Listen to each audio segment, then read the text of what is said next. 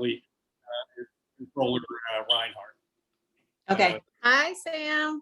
Oh, hi, how are you? How are you? Good. Nice to see Good. you. Nice to see you. Nice to see everybody. Hi. Hi, John. Hi, Lori. Good evening, everyone. Hi, Beth. We haven't met, but I wanted to say hello. I know I emailed you. How are you? Yes, you were on last month, right? I was, but because it's such a great topic tonight, I asked, could I come back? Oh, great. Yeah. Okay, Yes. great. Yeah. Okay, I thought, okay.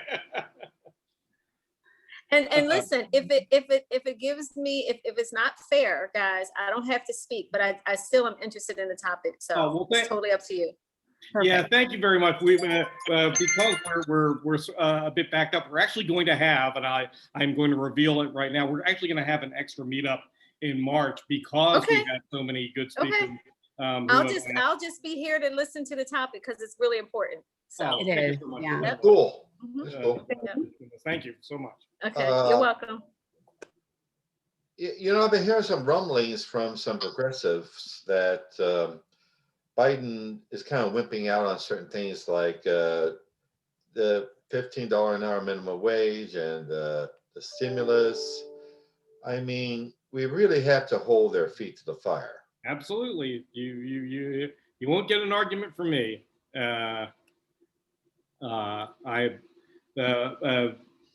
Duncan Black posted the article from 2001 when the Republicans fired the parliamentarian when that person in 2001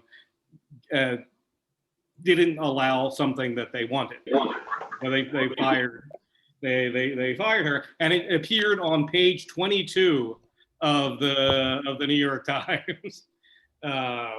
So I mean that has The Republican Party, there is precedent.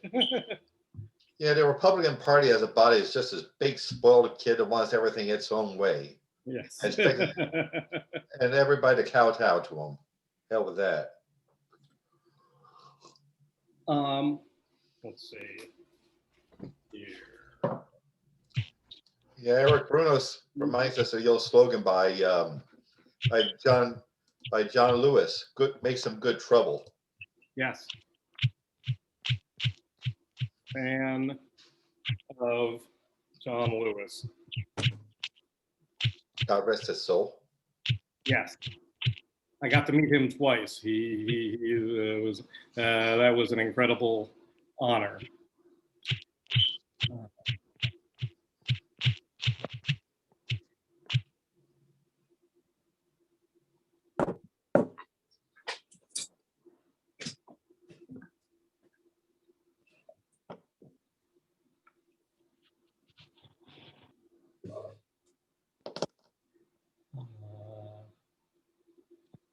Tank.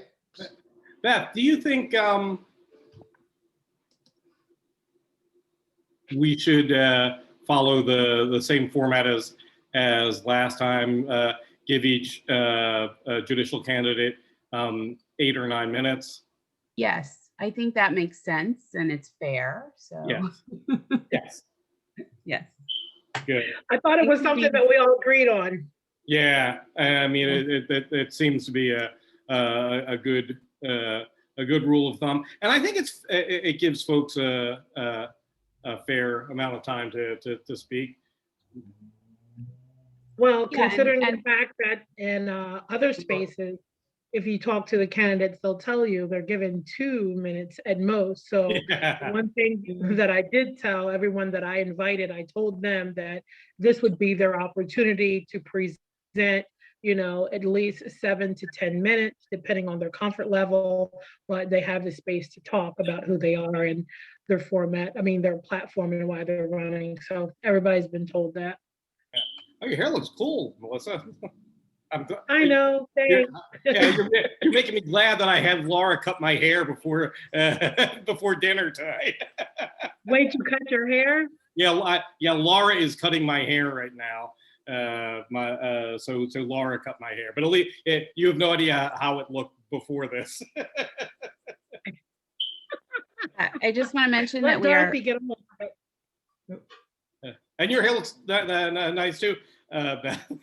Oh, thanks. I got a cut on the weekend, so. Okay, that's. I just want to mention that we are live on Facebook. So if you want to share it, and if people don't want to join us on Zoom, they can join us that way. Oh, thank you Please so share it if you get a chance. Let's see. We have Rebecca. Hi, Mary. Hi. Good, how are you? Nice to be here. Hey, Rebecca. Hi. How are you doing? Hanging in. I just wanted to share with everyone, I did get a chance to talk to Commissioner Deely today, and she really wanted to join us, but she had another meeting that she had to attend to. So she said she'll do her very best, but she doesn't think she'll be able to join us. Oh, well, that's fine. Those who aren't here all the time, Commissioner Deely has been making a statement at most of our meetings especially since she used to come to Dirty Frank's too. I'm not Dirty Frank's, Tattooed Mom. Sorry, I have the wrong dive bar. And she has done a great job of visiting with us and giving us updates through a very eventful year. Okay. So just FYI, the vast majority of the judicial candidates that I invited are here. A couple of them did share with me that, I mean, as we all know, they're popping in and out of Zoom. So many of them have, and hats off to every appellate court judicial candidate that's here tonight. They had at least 4 other Zooms at 7 tonight, all of them. Oh, wow. And Yeah, so they're here and we're very grateful. So thank you, guys. yes. Yeah, Maybe they we should super get bumped it. started, Sam. Okay. Yeah. We have we definitely have a quorum. So I think we should get started. I just want to real quick say hello to everyone. Thank you for coming to Philly for Change. I, Melissa, Beth are the steering committee. We've been putting together these things, and hats off to Melissa, especially tonight, and Beth for putting the Zoom together. Thanks to our registration, we will be able to know who is here. And as in past years, we're going to be going on folks who have visited us twice in the preceding 12 months when we look at who's eligible to vote in our endorsements. We will be doing endorsements this year. That is the plan. And as in past years, folks will need to get a majority in order to get our endorsement. And 60%, right, Sam? Yeah, Not just a 60%. majority. Yeah. 60%. Yeah. You're right. Yeah, 60%. And we will be voting in April. So we are revealing tonight that we will be having a second March meetup, which is going to be 3 weeks from tonight, March 24th. Those of you who might have been afraid that we would call it for St. Patrick's Day, we know better. This is Philadelphia. So we pushed it back to March 24th. So we will have a March 24th meetup as well. And that will be the last one before we begin voting for endorsements. So everyone who speaks tonight will be eligible to get that endorsement. And we... after the election, the Trump forces won 0 of them. And so there actually is a record. And So we're going to ask everyone to mute themselves, please. Yes, sorry. Yes, we are asking folks to mute yourselves as we go through our speakers tonight. And we're gonna start with something of a catch for us to have on our Zoom tonight. Melissa, do you want to introduce our first speaker? Well, I think for the sake of time, I think it's best to be respectful of all of our judicial candidates who are running on the appellate level. So I am going to introduce you all. We'll start with Judge Sierra Street. Oh, sorry, Melissa, I'm sorry. Rebecca had asked if she could go first because she has another engagement also. I'm sorry. It's okay. It's okay. I'll be very fast. I'll be fast. You don't have I to be promise. fast. No, you don't have to be fast. When I ask you to be fast, we love you. Of course, you're one of my favorite people in the city. And for every one of you on the phone should know who our controller, Rebecca Rhynhart, is. She is brave, she is bold, she is always out in the front of progressive issues. She surely doesn't wait for anyone to ask her to do anything. She takes initiative. So City Controller Rebecca Rhynhart, everyone. Oh, thanks so much, Melissa. And thank you, Sam and Beth and everyone for having me from Philly for Change.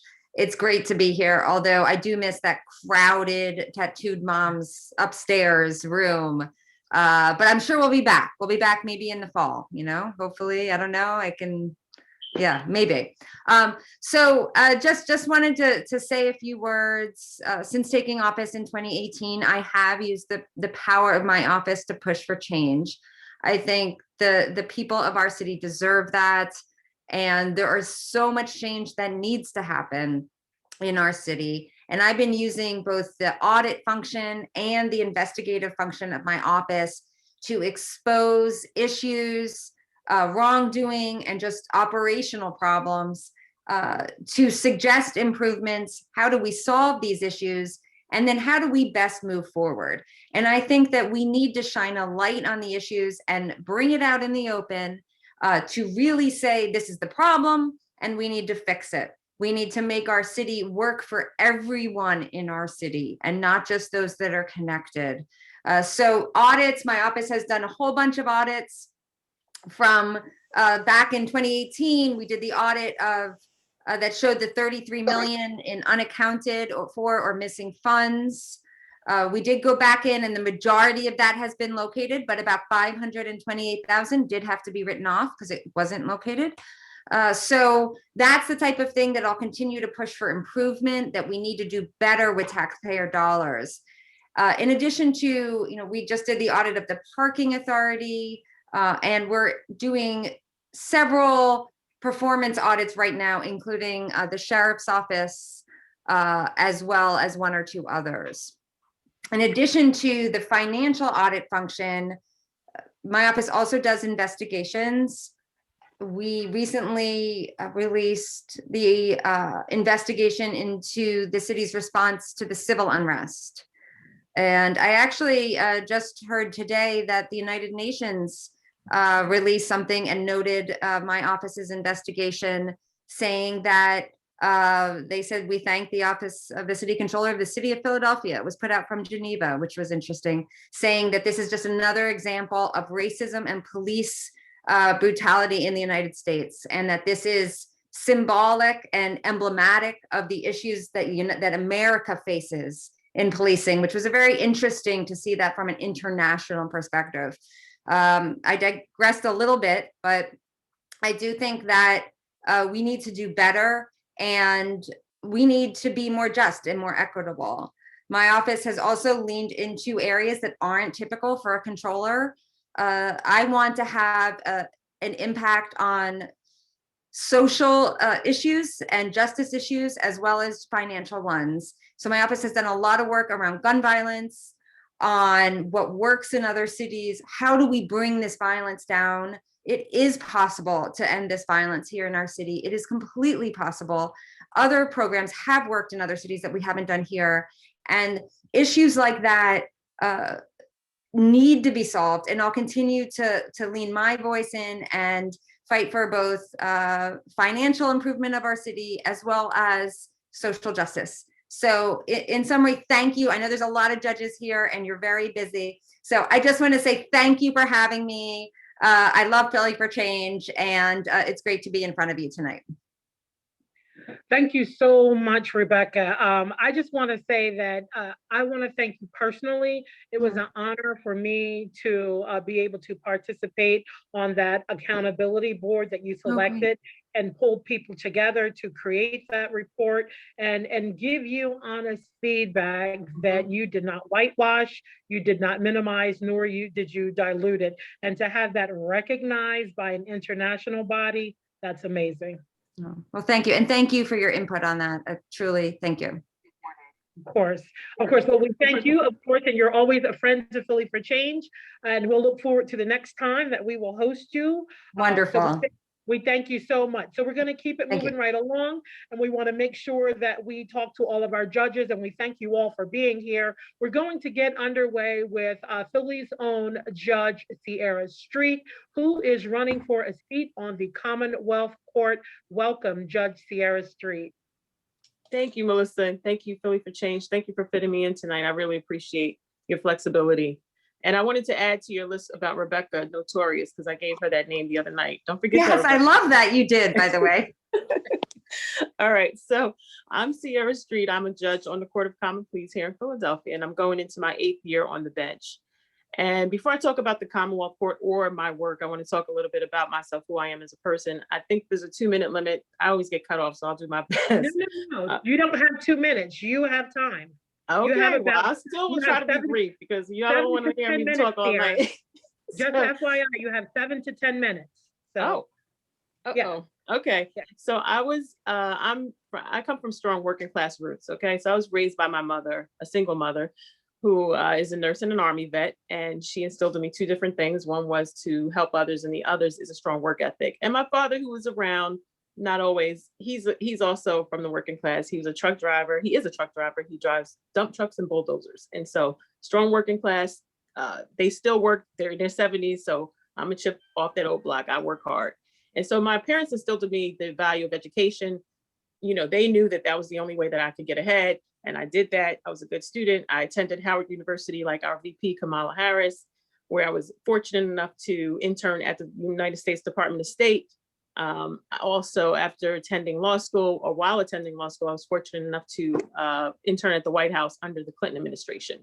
And so, you know, I was always involved or always interested in policy and government. But when I graduated from law school, I went right into public interest law, because that is the area of the law where you help people. It's not where you make a lot of money, but it's where you help people. And I already told you that my mother, the nurse, instilled in me that mission to help others. I wanted to be like her. She still is the person that everyone calls in my family when they get sick, because we don't have a doctor in our family. But she's, you know, nurses sometimes are better than doctors. They do all the work. So anyway, when I graduated from law school, I became a law clerk. I worked in family court. I had to leave that job when my son needed to go to a program. When I re-entered the workforce, I became a public defender. And I worked there for several years. And that's probably the job or the pivotal moment in my career where I realized what my calling might be. I realized that I loved being in court, and I loved helping people while I was in court. And I got my wish as a public defender, because I had to help thousands of people who, you know, needed help. I wasn't necessarily their first choice as an attorney, but I was their only choice. And I did my best to help them while I stood on my feet those years and learned so much, you know. And I always encourage young lawyers to either look for a job in that office or the DA's office, because it's great training, it's invaluable, and you do help a lot of people. I had to leave that job after I went through a divorce to make a little bit more money. And so I took a job at a nonprofit in affordable housing. And there we serviced formerly homeless families and moderate to low income families who needed help with housing. And so I was able to jump from the criminal side of the law to the civil side of the law. And I handle zoning matters. I handle the sale and development of residential and commercial properties. I had to deal with tax assessments, government compliance, government regulation. And so that was a good training experience as well. It's very different from what I was doing at the public defender's office, but good training nonetheless, and also still helping people. It was there that I launched my candidacy for the Court of Common Pleas, and it was a tough race. I don't know if some of you remember that 8 years ago, but I won because I didn't give up. And I told y'all I worked hard, and I worked hard and I made it. And once I was elected, they assigned me to the criminal division, which was fine because I told you I'm a former public defender, so I knew what was up with those cases. I was selected to be the lead supervising judge of the Philadelphia Indicting Grand Jury Program, which is a program that houses all of the most serious cases in our city, the ones that you see on television, the ones where people are afraid to testify. They are intimidated, they're threatened, and these cases would go nowhere if they didn't come through that program first. And I'm very proud of the work. It's not a program that defense-oriented people like, but it's a necessary program, especially in a high crime area. And we know that our crime rate is out of control. And I was also elected by my peers to be the chair of Judicial Council, which is a group of judges of color across the state, not just in the region, but from Philadelphia all the way to Allegheny County. And we did a lot of community service in that group. I created a college mentoring program where we mentored high school students in area high schools. And we also mentored law school students from UPenn all the way to Duquesne Law School. We mentored students in the juvenile justice system. And so that position that I held after being elected by my peers is very dear to me. And we also handle, many of you have heard of the Cure Report and the release of the Cure Report. When I was the chair, we wrote the letter along with City Council to get that report released by the Administrative Governing Board. So we also address racial issues because we know that there still is racism, even in the halls of justice, the racism exists. And so right now, after serving in the criminal division for 7 years, now I've been assigned to the civil division. And right now I'm handling statutory appeals involving government entities. So I'm doing the work of the Commonwealth Court actually right now. There's an appeal on my level, it goes right to the Commonwealth Court. And so why am I running for Commonwealth Court? And what does a Commonwealth Court do? It does so many things. It handles so many different issues. It is the court that you all should be so concerned about, especially with your mission with environmental justice and social justice and democracy. This court is for you, okay? This court handles school funding. This court handles unemployment compensation. This court handles election issues. This court handles state probation and parole appeals, right to know issues.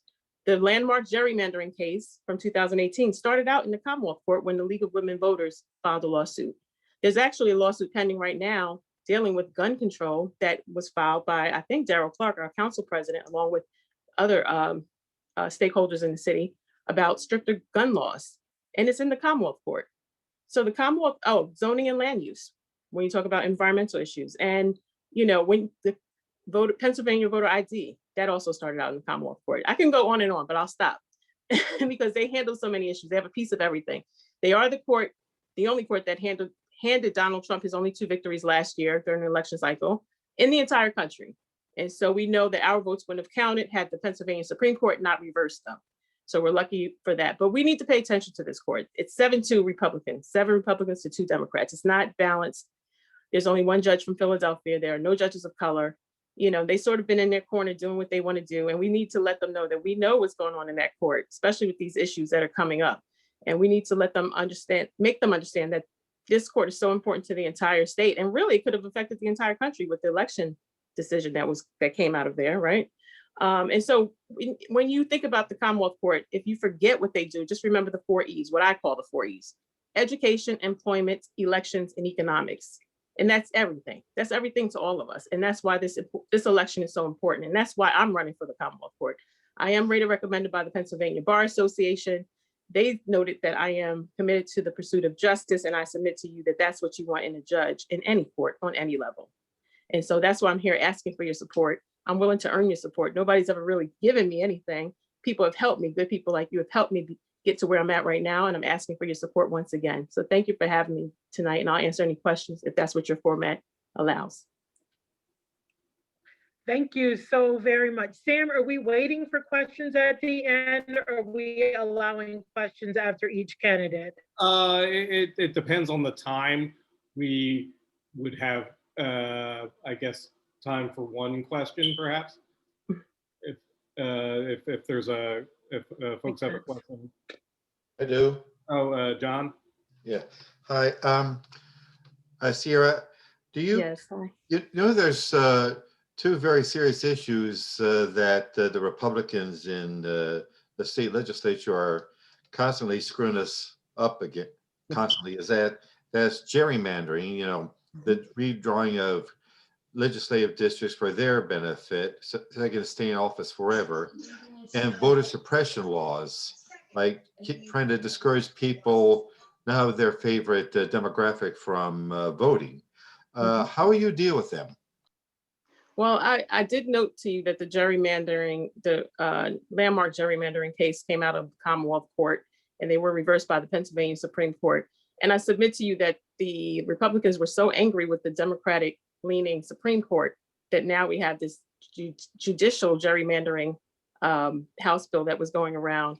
And so, you know, what has happened is I think it's been tabled for now. And so first thing that needs to happen is people need to be educated about what might be on the ballot, you know, when it comes on the ballot, because we, you know, it goes through the legislator and they have to handle that. And you have to make sure, if you're educated at that point, you make sure you put pressure on your legislator. But once it goes on the ballot, that's the problem, because the wording is often confusing and people don't know what they're voting for. So luckily it won't be on our ballot. But certainly, I think your question is, you need to know, I don't know if I can answer your question directly, but I'll say this: you need to know where your judges stand on certain issues, right? Judges can't be political, but you need to know what your judges think are important before you elect them. And, you know, where they are on certain issues can tell you where they might be on those particular cases, but it's not proper for a judge to say what they would do if a certain case came before them. But as I said before, we're fortunate that the Pennsylvania Supreme Court has been able to reverse the Commonwealth Court on several decisions that, frankly, I think that they did a good job in their decision to reverse them. And that's why I'm running for this court, because it's not balanced. And some of the decisions that are coming out are questionable. I mean, actually, you know, it kind of fits with the person, but you need different people on the court. I'm not saying you need all Democrats, or you need all people who think one way, but you can't have 7-2. That's not balanced. And so we're not close to flipping that court, but we need to address the imbalance on it and, you know, start to elect people who reflect your values and what you think you might want to see come out of that type of case. So I hope I did my best to answer your question without saying what I would do. But Thank you, Sierra. thank you for your question. Okay, so we thank you so very much, Judge Street. We appreciate you coming here. We're gonna keep this moving along. We also have had about 3 other judges that popped in. We want to go ahead and move forward with Judge David Spurgeon, who is also pursuing a seat on the Commonwealth Court. Welcome and good evening, Judge Spurgeon. Well, thank you, Melissa. I greatly appreciate that. It was nice for Dan Smith to introduce us. I greatly appreciate that for the introduction. But I'm Judge David Spurgeon. I am from Allegheny County, the other side of the state, that's running for the Pennsylvania Commonwealth Court. And as you've heard, there are 2 seats that are open on the Pennsylvania Commonwealth Court. They're both Republican seats. So we do have the opportunity to gain 2 more seats on this court, which makes me very excited. I've spent the last 5 years in the Court of Common Pleas in Allegheny County in the family division. And during that time, I've dealt with all issues pertaining to family. I deal with a huge foster care docket. I was on the bench till a little after 6 today, dealing with kids in foster care. And it's something that certainly deserves our attention. And I've chosen to stay there. I've been asked to leave the family division, but it was a new type of law for me. It was really exciting. And I felt like I could make a real impact in that division, because there were lots of things that I saw that I thought I could leave an imprint on. Prior to that, I spent 19 years in the DA's office. And that's probably, everyone in this group is probably going to go, oh, there you go. 19 years in the DA's office. Last thing we want to hear, right? Well, I will tell you, I did not plan on staying that long either. I went to get some trial experience because I had hoped to leave to go make some money. I'm going to be honest with you. I had a lot of student loans to pay back, and I thought I would go and get some trial experience and then go make some money.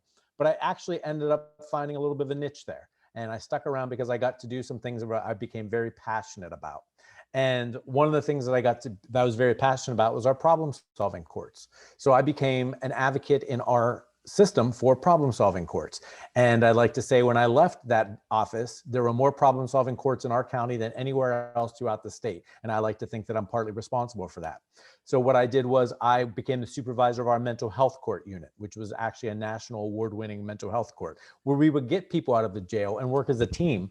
You know, we would all come together, the public defenders, the judge, the DA, people from Department of Human Services, and we all worked as a team, and we would get people out of the jail after they were arrested and identified with a mental health issue and get them back into services, because we knew that there was a revolving door between the criminal justice system and mental health issues. So we were able to pull people out of the jail, because everyone knows no one gets better in the jail. You're just warehousing people. And we knew that was the case. So we wanted to get people back and give them the treatment they needed. Sometimes it was very structured, where we would literally have people come back to court to meet with us every single week. We had mental health court one day every single week. And then there were some people that need to come once every 6 months. It was very individualized, which is what we want, right? In our court system, things are individualized and dealing with people on an individual basis.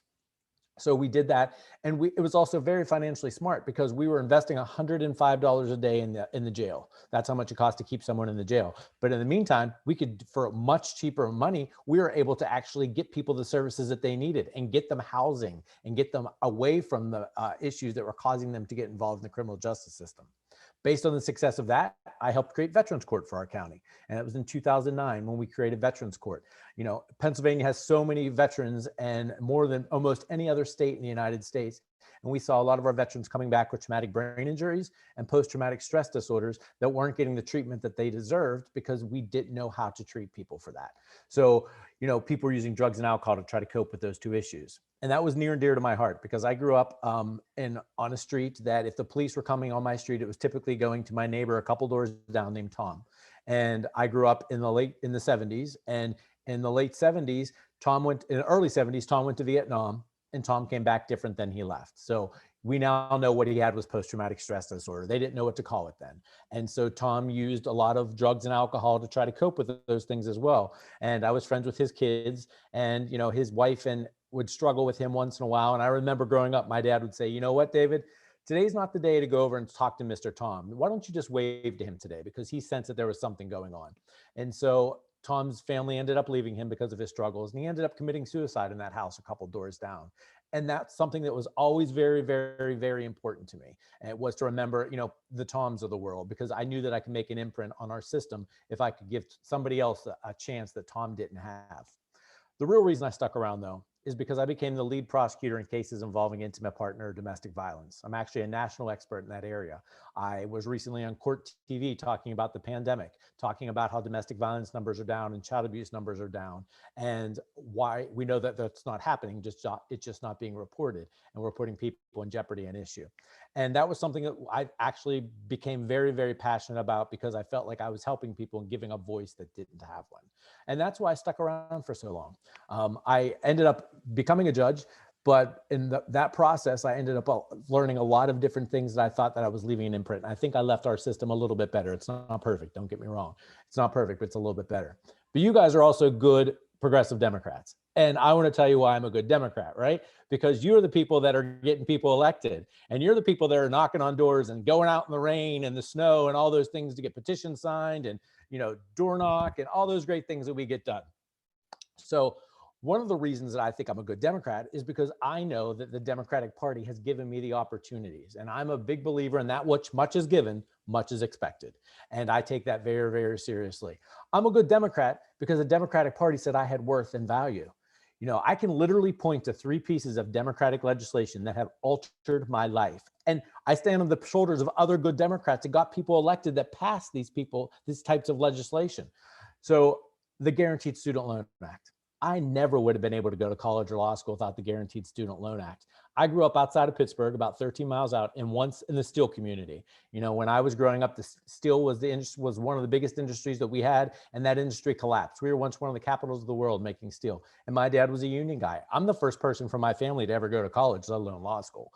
So my dad was a union guy, and everyone lost their jobs, everyone. And, you know, the little money that my parents had put away for my college fund, that went to pay the mortgage and the light bill. That wasn't going to be for college anymore. And so my parents struggled to try to figure out how they were going to pay for college. And you know what? The Guaranteed Student Loan Act said if I did everything right, I could borrow some money and I could go to college. And I was able to do that. So I went to college and I went to law school. And I can tell you that my parents never imagined, when they were staying up at night worrying about where the next meal was coming from, or whether or not they were going to be able, how deep in the line, the unemployment line they were going to be in, were going to be there. Did they imagine that they saw those steel mills collapsing, that one day their son would be a lawyer, a judge, a law school professor at Duquesne Law School for the last 8 years, and now I'm running statewide for appellate court as a Democrat? You don't know why that's possible? Because people like you made that possible. You said people have value. You said people have worth. That's why I'm where I am, and I do not accept the responsibility alone for that. I know that there are a lot of other people that came before me that made that possible. Second piece of Democratic legislation was the Violence Against Women Act. That's what hired me. That's what I ended up being the person that oversaw the monies for Allegheny County under the Violence Against Women Act that were providing money to shelters for domestic violence victims, to rape crisis counselors, to all those different entities, and trying to come up with new ways for us to get new funding and new innovative projects to stop the curb violence that we saw. And lastly, the Family Medical Leave Act, another Democratic principle, right? So it says everyone's family has some worth or value. 10 years ago, my mother died of cancer, but I was able to take the time off that I needed to be with her, not only to be the good son that I should have been and hold her hand as she left this world, but to fight for her. And, that's something prior to that I might not have been able to do, and many other people. There were insurance time, the insurance companies denied coverage she was entitled to. And there were times that the doctors and the hospitals weren't always on the same page and they should have been. But I was able to be there and be her voice. And it shouldn't make a difference what you look like, who you love, where you come from, or what your zip code is. Everyone's family is important to them and has value and has worth. And that's the Democratic value. I tell you those things because as judges, we can't oftentimes talk about what's important to us. We can't tell you what our position is on things. And John, I appreciated that question. And I thought to myself, how would I answer that question? Because, it is a hard question to ask in terms of how you would vote on something. But I tell you that because this is what shaped me, right? We want to elect people that have our views, have our values. This is what shaped me. These are the Democratic values that I take with me on the bench every single day in Allegheny County. When I zip up that robe, I'm not zipping it up for just me. I'm zipping it up for all the experience that I've had, all the people that have helped me along the way in terms of advancing me and remembering where I came from. And that's what the Commonwealth Court needs. I told you I grew up as the steel mills collapsed. Well, I decided to stay in that community, which is a 56% African-American, and build a house there because I wanted to give back to my community, to my public school that I went to make sure that the kids had opportunities. Because when I went to law school, I didn't know any lawyers. But I want to be the person that when people are looking for an internship or they're looking for a clerkship or something along those lines, they have someone that they can reach out to. And I wanted to be that person. So that was very, very important to me and stay in that area as well. Thank you so much, Judge Spurgeon. We have an overpacked schedule tonight, but that was a really impressive presentation. Thank you very much. Thank you for having me. Do we have did anyone make a plans for the next speaker? I think Betsy Wahl is here. Hey, Sam, we have other candidates that are here on the appellate level, and I wanted to make sure that they all get an opportunity. So with us, we also have Jill Beck, who is running for the Superior Court. Jill is from Allegheny County. She is on the line with us, and welcome, Jill Beck. Thank you. Thank you. Thanks, Sam. Thanks, Melissa. Thanks, everybody. It's a pleasure to be here. My name is Jill Beck, and I'm running for the Superior Court. The Superior Court is the Court of Appeals for criminal, civil, family, juvenile, and orphans court matters. Those are all matters that I have tried and where I've represented clients. I started my legal career at an agency called Kids Voice. It's a private nonprofit where I represented abused and neglected children. I had kids aged birth through 21 years on my caseload, had about 200 to 250 kids on my caseload at any given time. And I was in court 3, sometimes 5 days a week. I was in the orphans court, the juvenile court, the family court. I represented them in criminal matters when they had minor brushes with the law. But my most significant experience as a litigator was in the Superior Court. I filed appeals, defended appeals, and orally argued before that court. So I really know the law from the litigant's side, and I know the practice of the Superior Court, having been there and practiced there.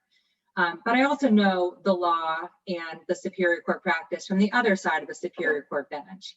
I spent 10 years in the chambers of Christine Donahue, 6 years in her Superior Court chambers, 4 years in her Supreme Court chambers. And there I drafted over 500 decisions of the very kind that I will get to decide if elected to that court. I got to learn from her, and she was a true mentor to me. And it was when I made the decision to run for the Superior Court, I unfortunately had to leave her chambers. And with her blessing and after lengthy discussion, I ended up joining the law firm Blank Rome. Now that might seem to be a strange fit for someone who has the background that I have, But what you may not know is that Blank Rome has a very strong dedication to public service. It actually is a pro bono requirement for all of its attorneys, which is actually why I selected that firm. And I told Blank Rome in my interview, I do want to work for you, but I want to run for office and I want to be able to do the type of work that I want to do. And they said that was great. They brought me on board. They appreciated my honesty. And I joined their civil litigation team. I was representing businesses, financial institutions, and nonprofit organizations. But about 20% of my practice continued to be in public service, representing victims of domestic violence and protection from abuse actions, doing a lot of work in the area of voter and election protection, helping people with housing insecurity through the COVID crisis. But the majority of my work was just helping people without money, getting the same rights and protections as people who do. I helped people on the civil side by partnering with my local civil legal aid organization, creating a program that actually continues at the Blank Rome Pittsburgh office, making fact sheets to explain civil legal proceedings that people would be having to go into without an attorney so that they could go in with knowledge. And I also made some motions and paperwork for them so they could go in prepared. On the criminal side, I also created a partnership with our local public defender's office to represent individuals who had been arrested following the murder of George Floyd during those protests. And again, that is another partnership that continues in the Blank Rome office today. I also worked on several appellate matters in the criminal area, just helping criminal defendants get the same rights and protections as anyone should enjoy, like the right to counsel at an initial bail hearing, like the protection of the Fourth Amendment from, prohibiting police from entering their home without a warrant, simply because they live in a rooming house as opposed to a single family home. Because that is what our system of justice is about. It is, it doesn't matter your race, your ethnicity, where you're from, who you love, what you look like, how you pray, how much money you make, or if you have a disability. Everyone is entitled to the same rights, the same protections, and the same level of justice by the court. Those are the foundations, really, of my career, having represented the most vulnerable members of our population. It's the way I've lived my life, treating everyone with kindness and respect. And it's the values I'll bring with me to the bench. I have been highly recommended for the role of Superior Court Judge by the Allegheny County Bar Association. And the Pennsylvania Bar Association has also recommended me for the role. I know this court inside and out from both sides of the bench and from all perspectives. It is a court of careful, thoughtful research and even more careful writing. It is a court of reading, writing, researching, and repeating. That is it. And these are skills that I have acquired and picked up as both an appellate practitioner and as someone who has worked on the decisions of this court. I know the law, I know the court, I know the job. I'm passionate about the work, and I'm happy to answer any questions you may have. I thank you very, very much for your time. Thank you, Jill. Thank you very much. I think we're going to keep it moving along for the sake of time and reserve questions for the end because we want to make sure that every candidate has an opportunity. So we thank you so very much for being here with us tonight. Next, we have Judge Timika Lane, who is also pursuing a seat on the Superior Court. Welcome to Philly for Change, Judge Timika Lane. Hi, thank you. Good evening, everybody. And thank you so much, Melissa, for accommodating me. I literally just got off the road from Harrisburg filing, so I am officially on the ballot. I filed for over 10 qualifying counties, and I'm just so relieved. So thank you so much for bearing with me. And for everyone on here, my name is Judge Timika Lane. And hi, Michael, I see you in the chat. And I was elected to the Court of Common Pleas in 2013 here in Philadelphia. I was born and raised here in this part of Philly called the Bottom in West Philly. So I'm not Will Smith, but I'm from West Philly. And although we didn't have a lot materially or financially, what we did have was a strong sense of community. My grandmother worked in a cafeteria. My mother is now a retired police detective. And those two strong women molded me and made me the woman that I am today. They had a huge impact on me. And they stressed education and also service. My grandmother would always say, it's not about you, honey. It's not about you, child. or whatever she wanted to say at the end. It just was, it wasn't about me. She's absolutely right. It's never about me, just like my whole life has not been about me, because my life has been of service to others. I was a school teacher. I taught 7th grade social studies in public school. After that, I went to law school. And then when I was in law school, I actually did a lot of pro bono work in law school. I did the domestic violence clinic where I got to go to court.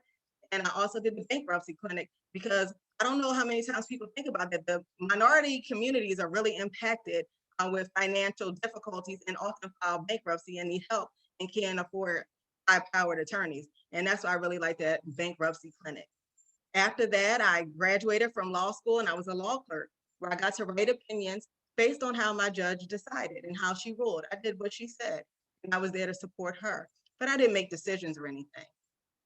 After that, I was a certified child advocate, where I went to court and I was advocating on behalf of children. I did civil arbitrations, where I sat on a panel of 3 and I decided civil matters. I became a public defender, where I was there for over 6 years here in Philadelphia. Y'all know the volume in Philadelphia in court. I was in court day in and day out. I tried hundreds, probably realistically thousands, of jury and bench trials. A bench trial is a trial with the judge only. I've done motions and everything from start to finish. I've done trials, serious felony trials. I was also a supervisor there. After I left the defender's office and racking up all that trial experience, I went to work in the Pennsylvania Senate. I got to be the Democratic Executive Director for the State Government Committee. And that was during a time when we had that repressive photo ID law. It was one of the worst in the country, as well as that gerrymandering map later declared unconstitutional. That came through on my watch, but I had the honor and the privilege of drafting the amendments that the Democratic caucus introduced to try to minimize the impact it had on marginalized communities and just fight for democratic values and for working people. But I never forgot the things that I saw as a public defender and how people were treated differently. So I talked it over with my mom, my pastor, and I'm a single mom with my daughter. And I decided to step out on faith. I sold my car because y'all know I ain't had no money. So I had to sell my car and I ran. And thank you to each and every one of you for electing me to the bench in 2013. And you made me number 1. And that's because we all knew that we needed to be a change. And we wanted people on the court who had real life experiences. And I'm going to come back to that because I'm from the bottom. And to come that way and be a role model for so many was so humbling, and to share this journey. When I got on the bench, I was immediately put in one of the busiest courtrooms in Philadelphia, and they knew that I could handle it. They actually combined 2 courtrooms and gave it to me. I hit the ground running. Within 5 months, I was promoted to be one of the 5 attorneys who did sexual assault, domestic and family violence cases. And to this day, I still have a lot of that on my docket. I am a major judge where I hear jury and bench trials in the criminal division. I am the only one who does human trafficking cases, but I already told you that I do domestic and family violence, sexual assault cases, but I do it all: drugs, guns, arsons, burglary, aggravated assaults, attempted murders. I do it all. And not just the trials, but all the motions and everything that go along and sentencing with that as well. And when you put on that black robe, I don't think anybody can prepare you for that, to be honest, because when you zip up that robe and you make those tough decisions day in and day out, your decisions have a direct impact on people and their lives. And that is a responsibility that I take seriously. And an interesting fact, looking at the Superior Court, I'm not going to go back into what it does because I think Jill did a good job giving you an overview of the court, but 11 of the 14 judges currently on that court, they were all judges first, because being a judge matters. When you're in court every day making those hard decisions day in and day out, that matters. The Superior Court, Jill is right, is a very specific court because it's an error correcting court. And who best can look at those errors than someone who does it day in and day out? That's why 11 of the 14 were judges first, because that is a skill that you learn by doing. And I was a law clerk, and it was great writing for my judge, but I can't tell you how different it is to actually have everything on me, have that responsibility on me. And my opinions reflect me and my values and how I feel. My courtroom, I don't just say that I run things or I just do this and that. No, every day. And Michael Huff is on here, he'll tell you, You come into my courtroom, I treat everyone with dignity and respect. I don't care if you're rich, poor, black, white, who you love, if English your first language, your zip code. I don't care about any of that, because everyone deserves to be treated with dignity and respect. You've heard the sensitive cases that I hear. I hear human trafficking cases and all these other cases where people are impacted by some kind of violence and trauma. And that's why I try to create a safe space for people to tell their stories. I had a teenage runaway. Within 3 days, she was trafficked and just serviced so many men. It made her crawl and eat out of a dog bowl. My courtroom was a place where she could feel safe and tell that story. I had a case where the Aryan Nation, some members from the Aryan Nation, they broke into a man's house, they beat him almost to an inch of his life, and then gouged out his eyes, blinding him. And again, my courtroom, I know, John, these are the cases that I hear day in and day out. And that's what we do. Being a judge is hard work. And it is something that we do because we are a service and we know it needs to happen. But I say all that to say is that the Superior Court hears these appeals from the trial that I sit on. I have experience in all that. I am the only candidate for Superior Court that is a judge. I am the only candidate who has experience on both sides of the bench as a seasoned trial attorney and a judge. I was elected in 2013. This is what I've been doing. And when I say we, I mean Democrats. When we run judges in these elections, we win, because being a judge matters. And we also need to look at the person. We need diversity on the court. Of course, the obvious. You know, I'm a Black woman. There's only one Black person in all 3 of the appellate courts in Pennsylvania. But we need diversity of real life experiences. Obviously, I wasn't born with a silver spoon. Y'all know I'm born and raised in the bottom. But I know what it's like to be first generation college, first generation law school, to work 3 jobs to get by, to live paycheck to paycheck. I know what it's like to have your electricity cut off. I know what it is like to really go out day in and day out. I'm a single mom and I'm a cancer survivor. I am a fighter. I had a host of life experiences, and that's what I would bring. Not only the extensive trial experience that I have, as well as being on the court, but also my real life experiences. And I think that that is so important when we look to who we want to put on this court. I voted in every election since I was 18 and registered in my dorm as a freshman at Howard University. Not only have I worked voter protection as a judge, I worked election court. My daughter's at the polls soon, she turns 18. My mother, we are an active Democratic family because we believe in inclusivity. We believe in the values of the party, and we are here to hold the party to its values. Also, I want to say that I have the privilege to have racked up support across this Commonwealth. I have a strong team throughout this Commonwealth, and I know, because it's 1 seat for Superior Court, it's a Republican vacancy, but I know with each and every one of you, we are going to flip this court and we're going to turn it blue. But I cannot do it without each and every one of you. And I'm fired up and I'm ready to go. Let's do it. The Republicans identified their candidate. She is from Chester County.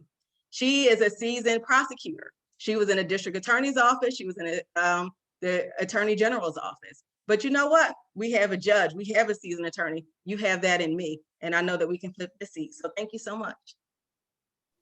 Thank you so much. Thank you, Dr. Lane. Thank you. Thank you, Michael. Thank you I very love your much. comments. We're As our dear friend Michael Huff. Thank you very much, Judge He's an Green. We excellent attorney appreciate who is you appearing before me. He's an excellent attorney. You guys are lucky he's in your group. He's great. That's Michael Huff. We love him. So Yes. we thank you, and we're going to keep moving along. We have a couple more candidates on the appellate level. We're going to circle back to the Commonwealth Court. We have candidate Amanda Green-Hawkins. Welcome. She is from the western part of the state. She is here with us tonight. Welcome to Philly for Change, Amanda Green-Hawkins. Thank you. Thank you so much for having me, Philly for Change. Good evening. I am Amanda Green-Hawkins, and I am running for Commonwealth Court. I do live in Pittsburgh with my husband and our 2 children, both of whom are Pittsburgh public school students, studying virtually at home with a little help from the candidate, of course. And I have been a lawyer with the Steelworkers Union here in Pittsburgh going on 20 years. And I think it makes me uniquely prepared as well as uniquely qualified for the role of a judge in Commonwealth Court, because Commonwealth Court is the court that hears appeals from our administrative agencies. So a strong background in administrative law is going to be very important for the work of this court. 80 to 85% of the appeals heard in Commonwealth Court are going to be appeals from those agencies like our Labor Relations Board, for the environmental protection, health and safety matters, a host of matters, a whole alphabet soup of agencies. And being a lawyer for the largest industrial union in North America, we represent 1 million workers and retirees throughout the public and private sectors of our economy. And I'm one of only 2,000 or so, not too many of us, attorneys considered a union attorney by the National AFL-CIO and part of its Union Lawyer Alliance. And it means something, because when it comes to doing labor law work, my career is steeped in administrative law. I've done administrative hearings at agencies at the state level, as well as the federal level throughout the United States. And I've also done appeals to courts from administrative agency decisions throughout the country at the federal and state level. And I'm sure that when you're looking for a judge, you certainly want that experience, but you also want someone who can show fairness, someone who can be fair. And I showed fairness when I worked as a mediator, mediating over 100 cases, helping parties in a dispute meet some kind of resolution that they can both agree with. And I showed that fairness when I worked with a federal court judge as well as a state court judge, when I was in chambers with them, learning the law, being mentored by them, drafting those memoranda, drafting those opinions for the judges that they then sometimes would just read right into the record. And I'm sure you're looking for someone with integrity, someone who's going to do the right thing no matter all the noise going on around them. And I showed integrity when I was on county council here in Allegheny County. And I sponsored legislation to prohibit discrimination against people based on their gender identity or expression. And I pressed forward with this legislation, even though I was receiving calls at work from all over the place, throughout Pennsylvania, even outside of Pennsylvania, people complaining about me pressing forward with this legislation, people telling me that they knew the community where I lived, people saying that they wouldn't vote for me again. But I pressed forward with my council colleagues and we passed that legislation, making Allegheny County one of only 3 counties in the Commonwealth of Pennsylvania to have that protection at the time. And I'm sure you're looking for someone with the right temperament, someone who's going to treat people with dignity and respect. And being in the labor movement for 20 years, I can tell you dignity and respect are at the core of what we do and at the heart of what we fight for. And at a time when people are concerned about bias in our judicial system, our own interbranch commission here reports people. I was on the meeting earlier and I didn't see you on. Litigants, attorneys have complained of being bias shown to them by some judges in our judicial system. And at a time when we have seen people in our streets asking, crying, is justice attainable or accessible for people who look like them, who are also people who look like me? And you heard Judge Lane say it, only 1 out of 31 judges in our entire appellate system here in Pennsylvania is a person of color. It's even more important with that baggage that we have judges on the bench who can show people that dignity and respect and show them that their voices are valued, that their voices are heard, because people are more likely to live with a decision if they believe that they have been fully heard, even if they disagree with it. If they've been treated with that dignity and respect, they're more likely to live with it. And that's what's important. And I'm sure in a candidate, you're looking for a fighter.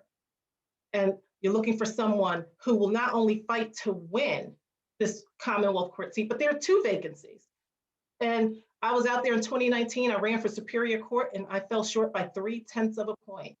And I worked hard at the top of that ticket to get me and my running mate through. And Judge McCaffrey made it, I didn't, but I indeed worked hard, hit 63 counties, and I am determined to make sure that we not only get these 2 Commonwealth Court seats, but that Superior Court seat as well as that Supreme Court seat in every race down ballot as well. I will work hard to make sure that that happens because I am a fighter. I am a Democrat. I believe in the democratic principles, and I want to make sure that all of us are heard at the appellate level as well as in those down ballot races. And I am humbly asking you for your help and your support. I have been made it recommended for Commonwealth Court by the Allegheny County Bar Association, and I thank you so much for having me. Thank you so very much, Amanda Green-Hawkins. We are very honored that you took the time to be with us tonight. That is 5 candidates that you all have heard for the appellate court seats. Last month, Judge Dumas presented. She is on call with us again today. She presented last month, but she wanted to join in with us to just to be here with us and let you all know that, hey, she's always there to support Philly for Change. So Sam's gonna go ahead and take it over. Sam, I know that you have some people you invited here as well. Yeah, I think we have a candidate for Commonwealth Court. Betsy Wahl, are you still with us? I am, and I'm running for Common Pleas Court. Common Pleas, my. No problem. I'll just jump right in, and it won't take me as long as some others. But I'm going to briefly explain to you. And first of all, I'm so happy to be here. I was at the Tattooed Mom back in 2015 when I ran before. Unsuccessfully, I really didn't know what I was doing. I threw my name in the next 2 election cycles, but had a very poor ballot number and so dropped out. But here I am this time. I am thankful for the support that I've gotten so far, including from the Democratic City Committee, and I am recommended by the bar. A little bit about who I am, why I'm running, and why I believe it matters. Again, I'm Betsy Wahl. I have been, I raised all my kids in Philadelphia. I am happy and proud that they all found paths in public service just like I did. My oldest is a wildlife biologist, and my second is a social worker, and my third is naval ROTC in college. I started out 35 years ago. Before that, when I was in law school, I represented inmates in custody in disciplinary and parole hearings who otherwise would not be represented at all, but they allowed law students in there to do that. And we had great success compared to those that did not have lawyers. So 35 years ago, when I graduated from law school, I went to the public defender's office where I tried thousands of cases, jury trials, judge trials, and including being selected to start this juvenile special defense unit, which was a unit, a sort of elite unit where we represented very high profile cases in juvenile court. I also served as a trained mediator and taught law school at Temple and Cabrini College. What I'm most passionate about is for the last 20 years, I've been sitting as a juvenile court hearing officer. So what that means is I sit in a courtroom and the courtroom looks like I'm a judge, but I'm not because I don't hear the trials. I do, however, do everything else. So I have about 200 to 300 cases a week in a very, very busy courtroom, which is run because I successfully run because I'm very efficient and organized. I am well respected by all the stakeholders in juvenile court, including the district attorneys, the public defenders, and most important to me, the children and families that come in front of me, many of which have given me a call and reached out through Facebook asking if they could volunteer on my campaign, which I find is just so heartwarming to me because it shows me that they appreciate the work that I'm doing. Why I'm running is because I get to see those same young people just walking down the street. I'll be stopped all the time where someone will say, "Hey, aren't you hearing Officer Wahl? If it weren't for you back in 2008, I wouldn't have graduated. And now I have a job down there at the DMV." Or a mother in Fresh Grocer where I get my groceries stopping me to tell me how successful her daughter has been after leaving my courtroom. Or a victim and offender after a long, serious case in juvenile court. This young man was finally ready to be discharged from probation, and the complaining witness, the elderly gentleman who was the victim of the crime, embraced him in the courtroom. So in juvenile court, we're all about treatment and rehabilitation. And I get to see that every day. And that's what makes me feel that this is a good goal, because if I were elected to be a judge, I would be able to do a lot more than I'm doing now. Why does it matter? It matters because I have seen, and others have seen, the power of juvenile court to make a change in these young people's lives. If we intervene now, we can keep our streets safe at the same time as giving these young adults success in life, productivity, and make sure that they don't end up at Greaterford. I believe that our kids deserve a chance. I certainly have the passion and desire and commitment to do more. I would be truly honored by your support, and I can leave it at that. Awesome. Thank you very much, Betsy. I think, if I'm not mistaken, and there might have been somebody who came in, that may be it for our judicial candidates. Is that right, Beth? Melissa? I think so. I don't see any others on the line unless one of them speaks up and says we missed them. Right. Okay. Hey guys, sorry, I booted off. I'm back. I got booted off. Yes, a couple of the other judicial candidates had to run along because they had Zooms, like Michelle and Greg, but they, said something in the chat box. But we do have another speaker here that we have booked for tonight to talk about gun violence. It is CeaseFire PA's Kallel Edwards, who has been building coalitions literally on the ground through the pandemic. I just happened to run into him the other day at the huge press conference at Army, where unfortunately 8 people were shot in broad daylight in the afternoon. So everyone, I would like to welcome Kallel Edwards, representing CeaseFire. Hey guys, nice to see you. I see a couple of faces I have worked with. How you doing, Beth? I'm glad you guys, I did not know this call was about juvenile court or anything, but like my heart just skipped because I seen Judge Dumas. How you doing, Judge Dumas? She said, I grew up in Philadelphia. I had a hard time growing up, got in trouble. And Judge Dumas sent me to Glen Mills in 2004. And I got a full scholarship from Glen Mills and I finished college and my life's been straight ever since. And I haven't seen her face since, and it kind of just like threw me for a shock because it's a long time ago. It really been a long time. But thank you so much for changing my life. Because if it wasn't for that moment where I was just so deep into the streets at that moment, I would have been dead. I definitely would have been dead. So I'm glad that you sent me to Glen Mills, and that changed my life. I was able to get an academic scholarship and go to college and be able to get it and get my degree and everything. So thank you so much.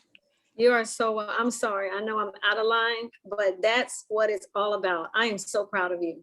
I am so proud of you. My heart just skipped when I seen you. I seen the name and I seen the face. I was like, wow, I didn't know. I wasn't ready for that one. But thank you so much. You are not out of line. That is why we have these meetings, because we are all here in Philadelphia. We are all part of the Commonwealth, and we need to hear happy endings. Kallel did not know that you were going to be here, and you did not know that he was going to be here, and you all surely didn't know that you were going to come together at this moment in time. So we're very happy to be able to hear about you all coming together and having a great outcome. So we're very thankful. Okay, well, me, I'm a Philadelphia organizer with CeaseFire PA, where I'm building a coalition of gun violence prevention organizations. If you know anything about gun violence organizations in Philadelphia, they're very biased. So, you had your South Philly one, you have your West Philly people, you have your North Philly people, and they all kind of do their own thing. And they kind of look at each other as competition because they kind of fight for the same grant money. So they kind of try not to do the same things and do the same things at the same time. And usually they're not on the same page. So whereas our job as an advocacy organization is to, build a coalition of all organizations in Philadelphia to all be on the same team, to have everybody at the same table talking about the same things, to fight 3 policies that we really fight against, I think could change Philadelphia.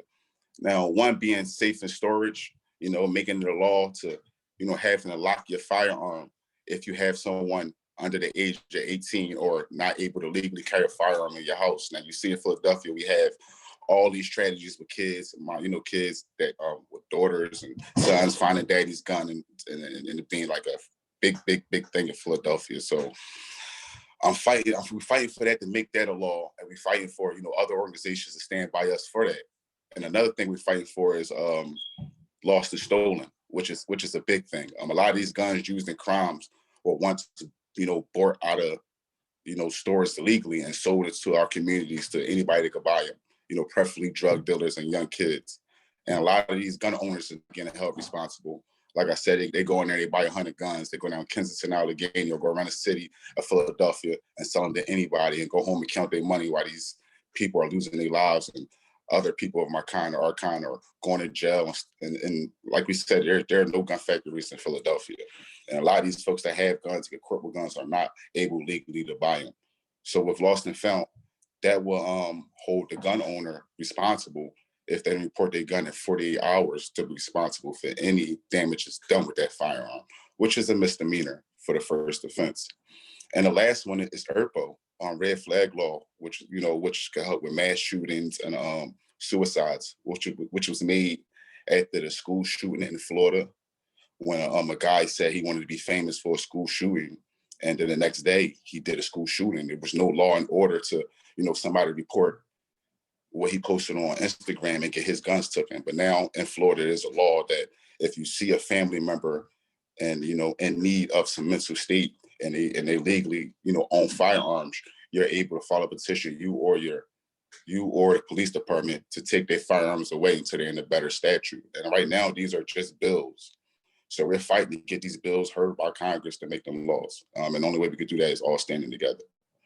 I know a lot of organizations in Philadelphia, violence prevention organizations, they do marches, they do peace rallies, but a lot of people don't talk about legislation that we face. So at CeaseFire PA, aspect is just to bring that legislation to the forefront and get all of them to fight those issues together with us. I would love to invite y'all to an advocacy day. We have an advocacy day I could put in the chat, which is March 23rd, where we plan to invite, a bunch of lawmakers throughout PA and a bunch of our volunteers. We have a bunch of surgeons from Temple University, Einstein University, to talk about their experiences with, shooting victims. We have faith leaders, we have community leaders, and we have elected officials. And we have volunteers from, Harrisburg to North Philadelphia to all speak about, different ways they were impacted by firearms. So I'm luckily if I can see all you guys there, because they need to understand that this shooting, this homicide rate it's not a Philadelphia problem, it's a PA problem.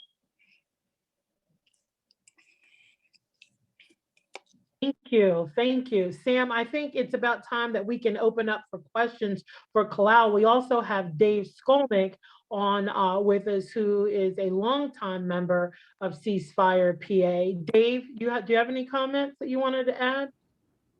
I don't, but this is, and I known who Kallel was for a while, but I've stepped off the board of CeaseFire PA a couple of months ago. This is the first time I've seen him speak, and thank you so much for your words. And what an amazing connection that you guys made, that just brings a tear to my eye too. Maybe I was just kind of wondering if you could, draw that line a little bit stronger between the legislation and what we're seeing in Philadelphia with, the number of murders, doubling since whatever it was, and the shootings going up like sky high. How do we see that legislation affecting that? Like I said, out there, they love their guns. They look at it as a business. They don't want to touch those laws. They use it for hunting, which, we don't hunt at all in Philadelphia. They use it for sporting events and stuff like that. So those rich guys are paying off those politicians to not even look at those bills and bring those to the forefront. And that's just what's happening. We bring the homicide, we bring the upcoming shootings in Philadelphia, but they tell us this is our problem. That's Philadelphia problem. But as you know, we're not able to make our own laws. Pennsylvania makes our laws as one. So it's like we're stuck at a standstill. So, you know, if we can't fight the change laws, we must fight to be able to make our own laws. Thank you so much. Are there any more questions for Kallel? Because gun violence, like he says, it impacts everyone. When you walk out your door, you don't know if you're safe. You get on public transportation. Now, I was one of those people. Every single day, I was at getting on the 18, and I was terrified at that thought that, you know, even if I park my car now, do I feel safe getting on the train or getting on the L or the sub? It's just so frightening. You never know when it's going to knock on your front door. And I just pray that we're all safe and that, you know, Kallel, we want you to post that link for your advocacy day, because there are people here that want to partake and participate. So we'll post that. We'll do our best to support you in any way, and any other organization that takes the lead on gun violence, because it's an epidemic. It's no question. Absolutely. And if there are any, I mean, we do, where we're fortunate enough to host a lot of the state legislators in Philly here. And if there are any state legislators who are not signed on with any of the legislation that CeaseFire is, we'd love to know it. We're not afraid to call people out. So if there's anyone you need for us to work on, I know frequently Philly votes pretty well on these issues, but if there's someone who is not, please let us know.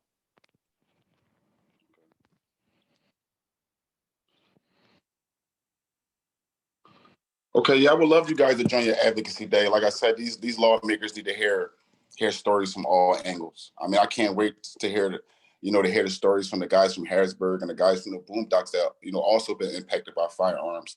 You know, suicide rates are really, really high, you know, on that side of the state. So just to hear those stories, I kind of want to see how those lawmakers react to hearing those stories.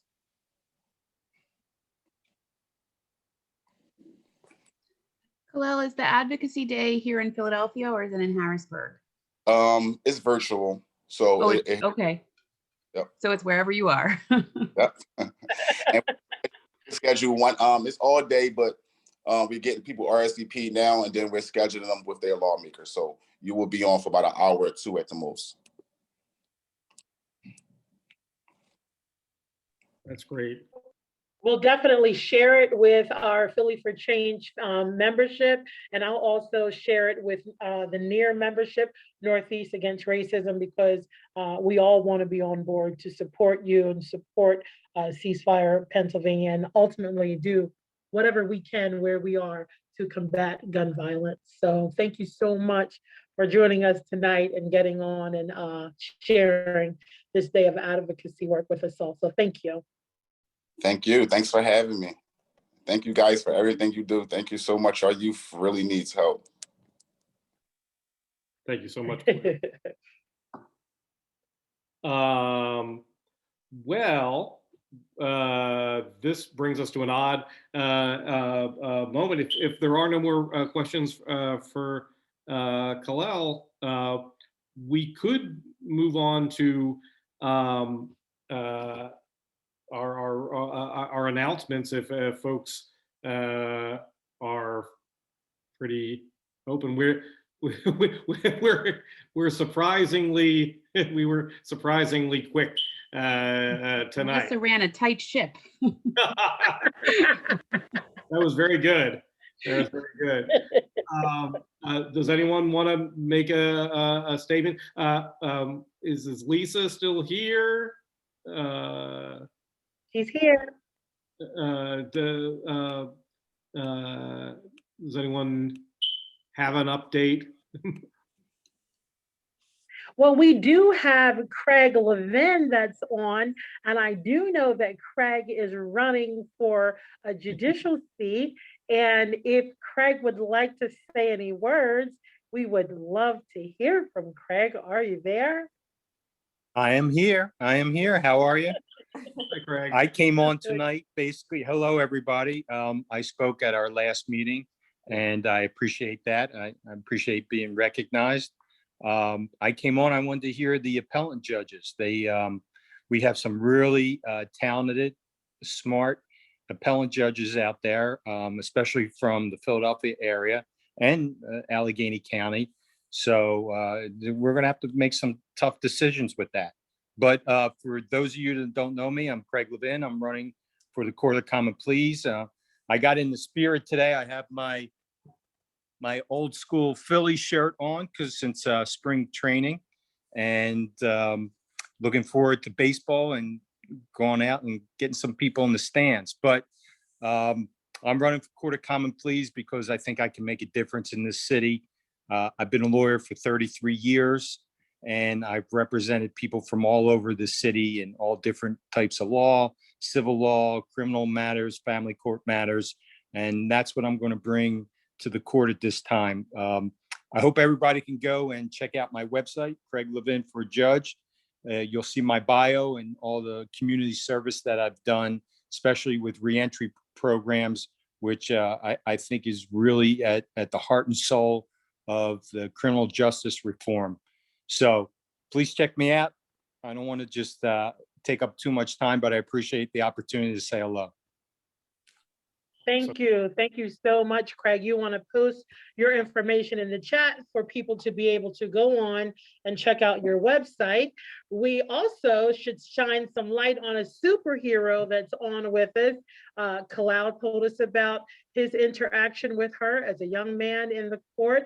Judge Lori Dumas is also here with us, who is pursuing a seat on the Commonwealth, the appellate level. Judge Dumas. Good evening, everyone. I said I was just going to watch tonight because I've already had an opportunity to present, but it took me a minute to get myself together over here. I will tell you that I am so proud of Kallel, and I'm so honored to be able to take a little bit of credit for him and his advocacy. And that's what juvenile court is about. You know, I spent 15 years there, and Kallel is just one of thousands. And to be able, I will say, I couldn't have planned this any better.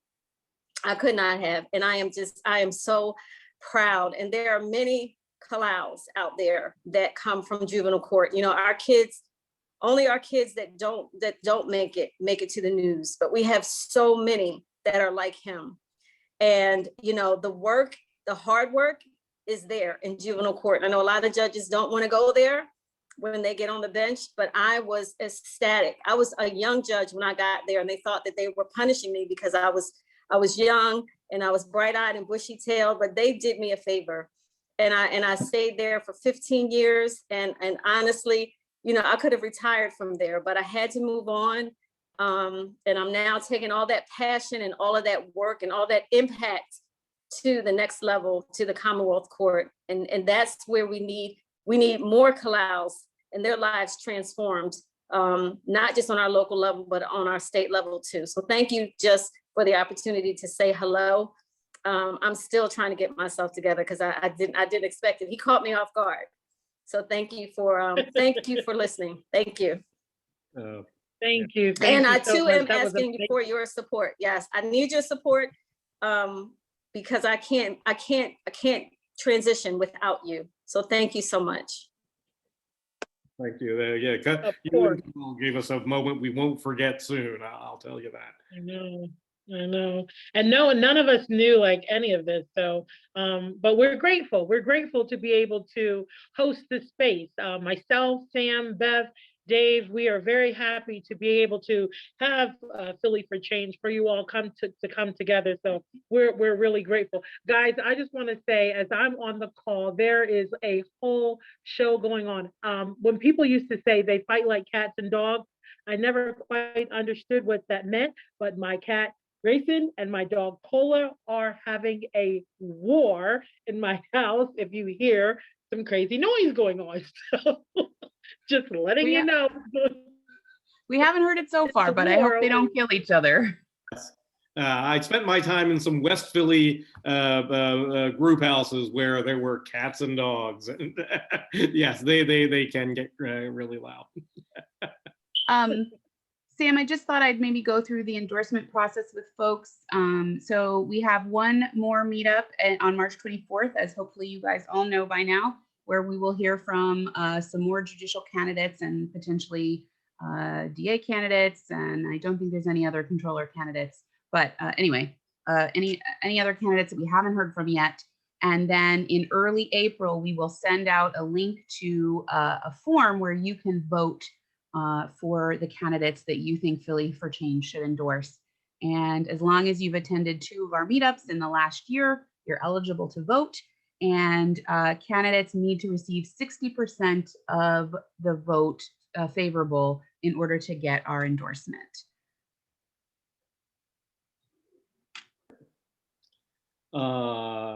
Thank you so much, Beth. Do we have anyone else with an announcement? I can't believe this. I don't think we've ever ended early. Never. Well, certainly not in pandemic times. Oh my goodness. Wow. Information on vaccines, like just in case anyone on the line is curious and wants to get a vaccine for themselves or a family member. Is anyone on here that can provide information? Thank you to all of the judges and all of the candidates that spoke. We're very, very grateful for you and Kallel as well. But I just want to make sure that anyone has any information to share about vaccines, the floor is definitely yours. Yeah, what is the latest on the new large vaccine site in the city? The FEMA site did open today, and they are estimating they're going to be able to vaccinate 6,000 people a day, which is amazing. That supply doesn't come from the supply allocated to Philadelphia. It's from the federal supply, so that's even better. In order to get an appointment there, and you do have to have an appointment, you need to be registered with the Philadelphia Department of Health. So I'll get that link. I'll put it in the chat, but that's how you get an appointment. They are sending the link to register for an appointment out in, I assume, in order of the groupings, 1A, 1B, 1C. That's also, if one it has already registered with the Department of Health earlier, Yes. will move over, do you know? Yes, it's the same list. It's all the same list. So if you've already registered with the Department of Health, you don't need to do it again. And just to piggyback on what Beth's saying, if any one of you are apprehensive about going to the convention center because of the last debacle, have no fear. The United States military is there, and we have soldiers that are there to administer your shots. So everything is safe and secure, and we have plenty of oversight. So you don't have to worry about any unlicensed or uncertified college kids taking over. So things are moving in a much better direction. Thank you so much, Beth, for providing the information. Yeah. I got nothing. Yeah. No,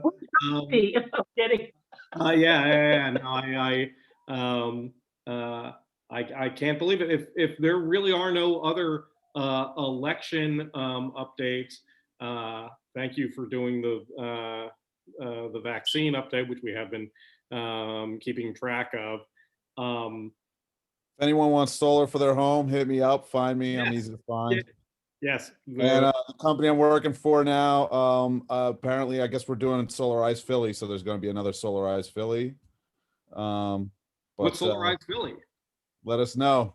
That's the one that Solarized Philly is a Philadelphia program that led to this beautiful solar system that's behind me. I am up on my roof right now. It is daytime for me in South Philly. But I got it in 2017, 2018, I guess installed January 2018, and I love it. So loved it so much I got in the business. I'll put my email in the chat. Awesome. I have one announcement to make, and then I will bid you all adieu. Okay. It hasn't been confirmed, but for anyone on the phone who has not had an opportunity to ask questions of Judge Maria McLaughlin, who is running for the state Supreme Court, we will be hosting her near. I also belong to another organization that works closely with Philly for Change, Northeast Against Racism. We are having a forum this Sunday at 1 p.m. We are on Facebook near Northeast Against Racism, and we will be hosting Judge Maria McLaughlin along with our Commissioner Deely, so people can ask questions that they may have about the election, because our elections have changed, and I know that people still have questions. So Commissioner Deely has been gracious enough to spend some time with us on Sunday. So just check out my Facebook page. You will know me, and we'll have Commissioner Deely and Judge Maria McLaughlin this Sunday at 1 p.m. Yeah, that's awesome. I believe, is Judge McLaughlin now the only one running in that race? I think that may be. Yes, Sam. Yeah. Yes. I don't know if everyone knows on the call, but there have been a couple of candidates that have pulled out prior to petitions. We are dead smack in the middle of petitions, but Judge Carolyn Nichols did pull out of the state Supreme Court race, and of course, she is still a Superior Court justice. So Judge Maria McLaughlin is the only candidate that is vying for a seat on the Pennsylvania State Supreme Court, which, by the way, is the oldest institution in the nation, 300 years old. There is no other court in the land that's older. It's the oldest one here in Pennsylvania. So who knew? And we've never, ever, ever, ever, ever had a Black female elected to that court in 300 years. So we got some work to do, Pennsylvania.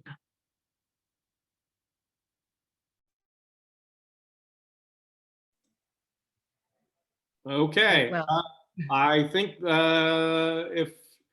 if we don't have anything else, I'm gonna say good night to everybody.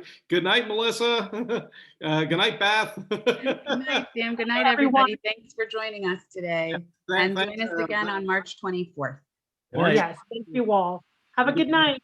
Yes. Hey, Rich.